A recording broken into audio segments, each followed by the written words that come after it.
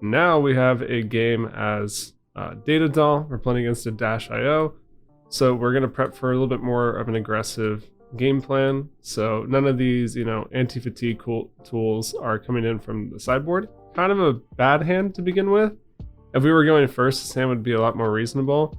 If the Dash player decides to attack us for whatever reason, like if they just want to dig for an item by boosting, we literally can do nothing. So there's a good chance we could just accidentally take like half of our life here if our opponent reads correctly that we don't have anything to block with. So this is why people don't play Data Doll, honestly. So if you ever needed a reason to figure out why, you might not want to play this hero, this would be it right here.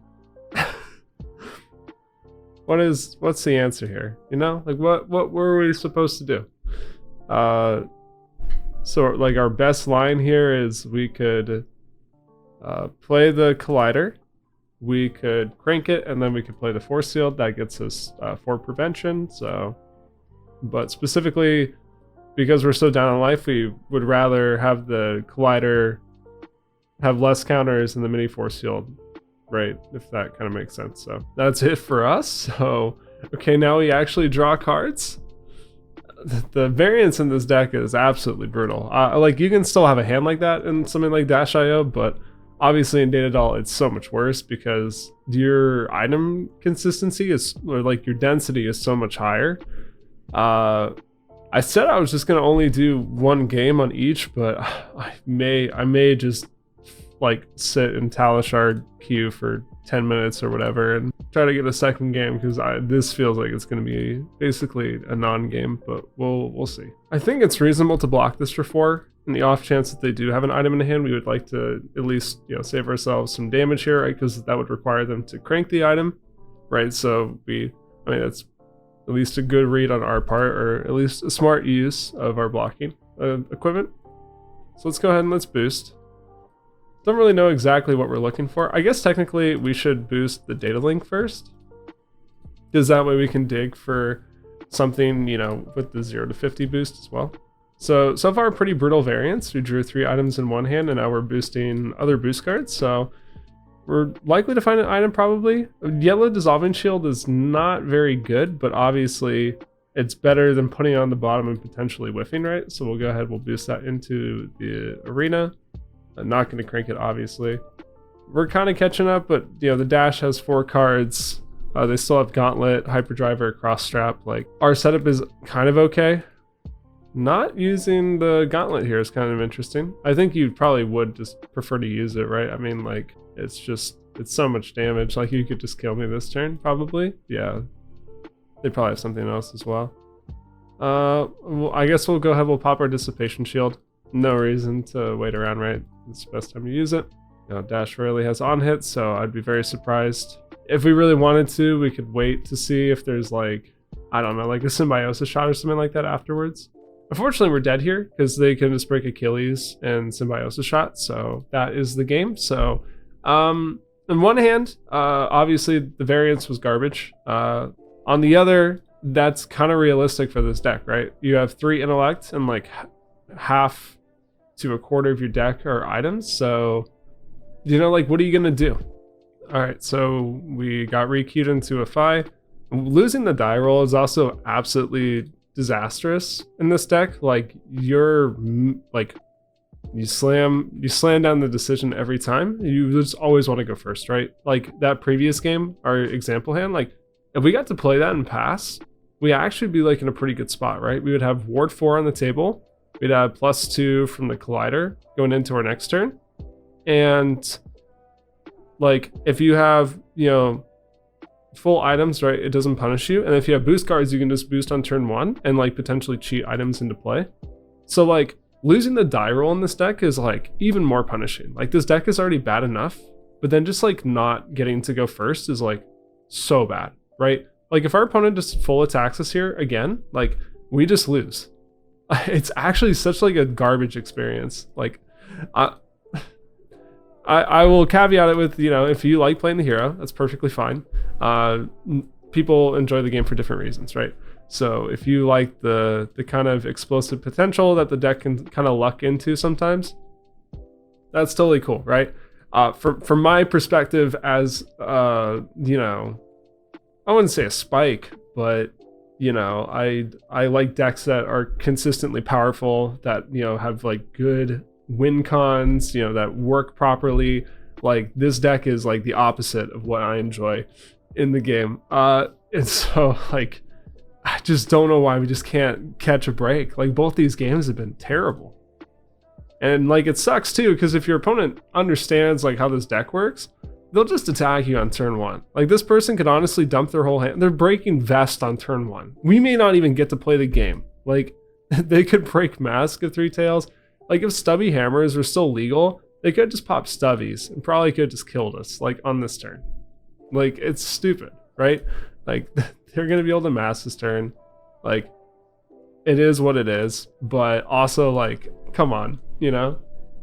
Okay, 2 flames in hand. So we're only taking 9 on turn 1. We're only taking 9 on turn 1, despite blocking, right? I think they probably could have just like heat waved. Maybe that would have been more damage. I really don't know. I really don't know. Oh, awesome! That's so cool. Okay, yeah. Let's just go. Let's just take 16. Let's take 16 before we get to play our first hand of the game. That sounds good, right?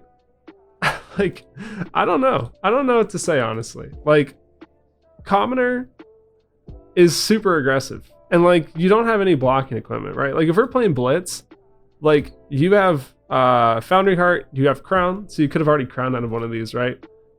Like, man, it's just so bad. Let's drop the Collider in. We're not going to crank it, and we're just going to play the Dissolving Shield and pass. We will see if we can get out of this somehow. Our opponent did pitch their Phoenix Flame. It's not like it really matters, right? Like we're literally down, we're down 16 health. Like who cares, right? But you know, whatever. We'll take a small win where we can get it. Yeah, they don't have Flame anymore, I guess. So like Heat Wave doesn't do a whole lot. But anyway, yeah, like Commoner is quite aggressive. I think that may be overlooked sometimes. Like. And you just don't have any equipment, right? So that kind of stuff like really does matter. We'll go ahead, we'll Dissolving Shield this. I'm gonna probably have to block with the Sprocket Rocket, like our only boost card, but I do want to hold on as long as possible. But I think literally if this is like any attack in hand, like we're gonna have to block, right? Because Syrian Emberblade comes in for 3, even though they don't have Phoenix Flame, like I don't see any, you know, point in blocking this, but the only thing here is like if it's like an attack for 1 or something, it feels a lot worse, right? Because we could have blocked for 3 here. But I'm just gonna force them to have something, right? Okay, so they didn't have something, so maybe it's not entirely over, or they just wanted to mess with us and have fun. Cool. So the only 2 times I got to boost this game, neither of them were items. So you know, is what it is. The best thing we can just do here is pitch to our base arms and just pistol for 3. I think just to make the game a little bit closer and at least kind of show like what the deck can kind of do, we're just gonna go ahead. We're just gonna pop the base chest. You know, so if you get an item into play, right, you would have been able to crank there, which like you can kind of maybe start to see some of the play patterns of the deck. So like, yeah, if we hit an item and cranked it and we pay into base chests and we get an extra pistol shot, not that, you know, any of this matters, but cool. You drew 2 items, bro. Like what? How? Like, yeah, the deck has so many fundamental problems, but like the variance has also been crazy. Let's see if my opponent is cool with like just doing a replay, like a rematch, and like we go first, because I have to show this deck functioning. Because let's see what changes if we get to go first, right? So you won the die roll, you did your coin flip, you got what you needed. So we have a few options here, right? We could play the mini force field. I think the best option is we boost the Sprocket Rocket, play the Boom Grenade and pass. See, there we go. So we got a Dissipation Shield into the field already. So we're already up 4. We're gonna play the Boom Grenade and pass, technically up 4 on that one as well. We could also opt to just play the mini force field instead.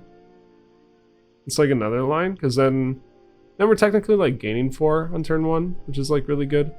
Our opponent's blocking the Iron already, which means I think we just slam the Boom Grenade down, because that just gives us so much equity on it. Like any breakpoint now, not that we have too many, because most of your boost cards only come in for 3 in this deck.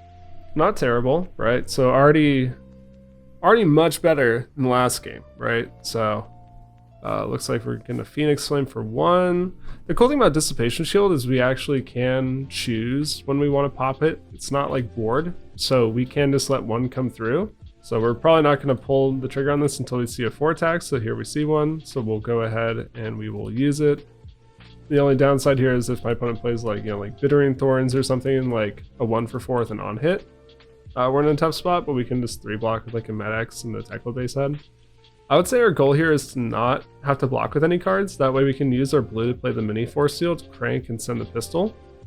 So we will see what ends up happening. The only thing we have to consider, right, is Mask of Three Tails, if we're concerned about that or not. So I think we just have to, I mean, they're going to use it eventually, right? They're at 20 health, so if they have a hand that gets Mask of Three Tails next turn, they could just use it regardless. So I'm not, I'm probably not going to fight them too much over it, right? Oh, Bittering Thorn's so good here. Man, okay.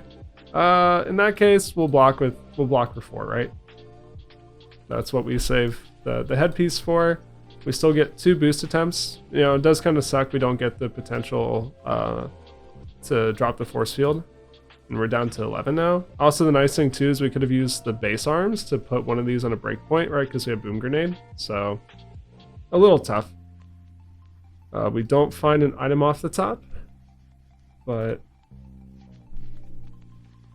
hopefully we can hit something. And if this hits, of course, like we also get to opt as well. My opponent's not even interested in blocking. Okay. Hadron Collider, probably not too good right here with us being behind, but the alternative is we bottom it and maybe don't find an item at all on top. So, we have to take the items that we find. I mean, the only thing we would really want here is like a mini Force Shield or a Dissipation Shield off the top. Now, if we draw a next card in hand, it's going to suck, right? But yeah, see, we obviously don't want to draw into the Hadron Collider either, and holding on to it is fine, right? Like we have a 0 to 60, like this is going to come in for 7. Like depending on what my opponent does here, we can actually just present lethal with depending on how many cards we get to keep. Obviously I don't want to block this turn. We have 2 boost cards of blue, we still have this Force Field chilling in Arsenal, so yeah, I'm kind of going to make my opponent present lethal here before we want to block. That's fine for us. It does mean they do present lethal, but I think we're just going to block 3 on this. I know you normally want to keep your boost cards, but we really have to play this Force Field. Like, it's just the only way we're going to be able to, like, kind of get back into it. And having the blue is just better here, right? If we get extra action points, then we can shoot the pistol multiple times, and there's a good chance we can actually present lethal this turn. I think regardless, we can present lethal. This is Achilles, we can shoot pistol twice, but obviously this turn could get a lot better. It does not, because we don't find an item off the top.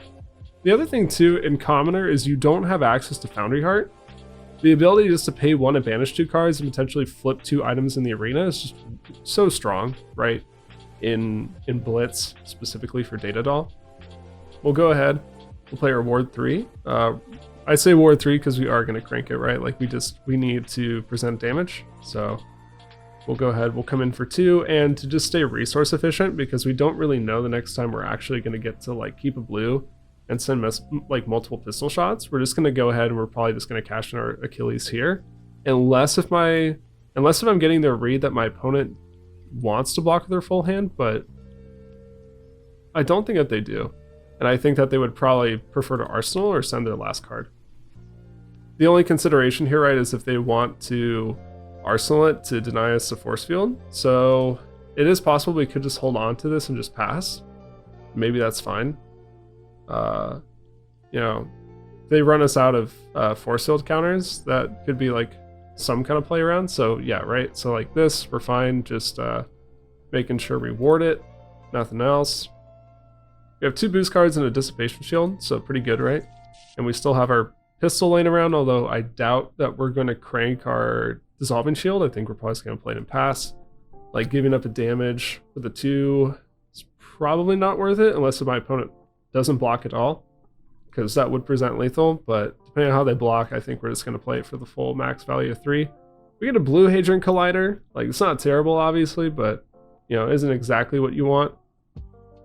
I think getting to push 2 damage here potentially might be better, if that makes sense. So I think actually I'm fine cranking this, because that way we can shoot our pistol and we can still drop our dissipation shield, or dissolving shield, sorry. We'll go ahead, we'll withhold information as long as we can, so we'll send the pistol for 2, see if they think that we're holding an attack as our last card in hand, or if it's just another item. Luckily for our opponent, or maybe unluckily, not sure, but it is a defensive item, so not going to crank, we're just going to pass. Hopefully our next hand is not filled with items, but there's, okay, only 1. It could be much worse. It could be much worse. Bittering Thorns, kind of tough here, but I think all we're going to do is we're just going to, I think we're just going to block with this. We'll prevent 1 off of the dissolving shield. So we'll go ahead and we'll full stop this. Searing Emberblade is tough. They still have more cards in hand, right? So, like, I don't exactly know how we're getting out of this. Oh, Flame Call is so bad here. Kind of depends though, right? So let's see if they want to. I mean, I can't imagine them not. Oh, wait, they don't have the second flame. Okay. So that's relevant. So they're only pushing 4 damage this turn, so we can keep our full hand. Unfortunately, our Hadron Collider is not going to trigger at all. Hopefully we hit an item. We hit a Boom Grenade. That's great, right? So now they have to block. I mean, they did regardless, but this means that they can't, you know, block with like a 2-block or something. We'll go ahead and we will crank. This lets us get 2 pistol shots in, because we can pitch our backup protocol into our Cogwork space chest. So we're going to rip potentially two cards from 5 this turn, not 3, because they are not required to block the second one, or the first one, right? And this is why we run the base chest here instead of, like, for instance, Hardened Cross Trap. It's just because there's more situations like this where you want the extra resource for your pistol shots that you just don't have access to, right? If you run like Hardened Cross Trap. The upside is, like, you could run something like Throttle, play it for free. So maybe that trade-off is actually fine. Maybe you would rather have Hardened Cross Trap and then just swapping like one of these for Throttle. That potentially may be stronger. It's just that your second one obviously is a lot harder to play because you only have 3 cards. So there's a trade-off there. Kind of unfortunate that the Hadron Collider, like, if we had just gotten that thing up to 4, right, they would have had to block with 2 cards and given us a whole extra card this turn, then we probably would have been in the spot to win. So, I mean, maybe that's an argument that we should have, you know, blocked with, or, excuse me, not cranked the Hadron Collider. Maybe that actually meant the difference for game. Because now we actually just lost here, unfortunately. And that is one argument, you know, for potentially playing the backup protocol, is that we could pitch this right and then get a blocking item. Not like it gets us out of the situation. Like, the situation is so bad. Like, it's already cursed. We just have 2 items in hand. This was a much better showing of the deck. It's still not good, right? Like, from a competitive standpoint, at least. Like, this is more like, out of the 5 mech heroes, this is more of a deck you would play if you just like having fun, right? If you like the nature of it, it's more RNG heavy, and you like it because it's a little bit more casual. That's perfectly fine. But hopefully this kind of runs you through like what the gameplay experience of the deck is like. So, you know, be cautioned. You're gonna have a lot of like weird feels, bad moments, but it's totally fine. So we'll jump into the next game.